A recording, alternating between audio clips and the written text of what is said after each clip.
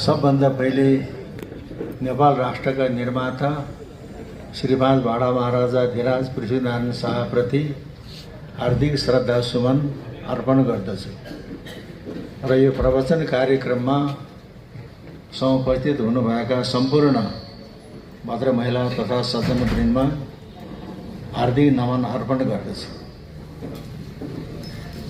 आज हामीहरू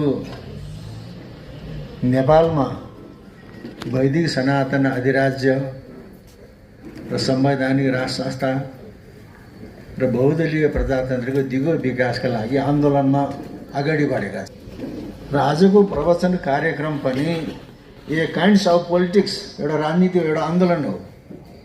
ढुङ्गा हान्ने मात्रै आन्दोलन होइन, विचारको प्रहारद्वारा विचारलाई भत्काउने, विचारको सम्प्रेषणद्वारा मानसिक रूपान्तरण गराउने। जब मानसिक अवस्थाले माइन्ड मेकअप भएपछि अगाडि एक्सनमा जान सक्छ। त्यही यो पनि एउटा आन्दोलन हो। कस्तो आन्दोलन? मैले अघि नै भने, नेपाल वैदिक सनातन अधिराज्य र संवैधानिक राष्ट्र संस्थाको स्थापना, बहुदलीय प्रजातन्त्रको संस्थागत विकासको आन्दोलन, आध्यात्मिक आन्दोलन, मानसिक आन्दोलन हो। किनभने भौतिक आन्दोलन भन्दा मानसिक आन्दोलन बलियो हुन्छ।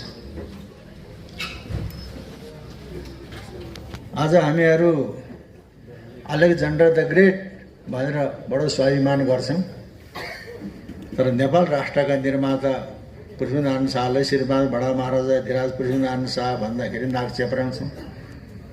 यो हाम्रो ज्यादै छोटापना हो।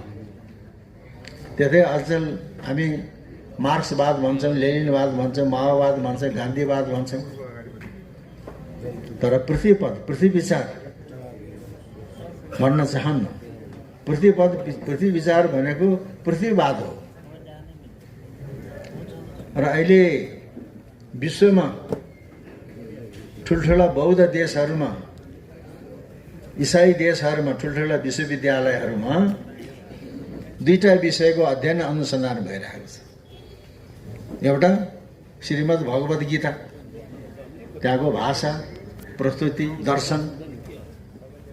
क्रिस्चियनहरूले अध्ययन गरिरहेका छन् कस्तो दर्शन दियो भनेर। एउटा श्रीमान पृथ्वीनारायण शाहको दिव्य उपदेशको बारेमा अनुसन्धान भइरहेको छ।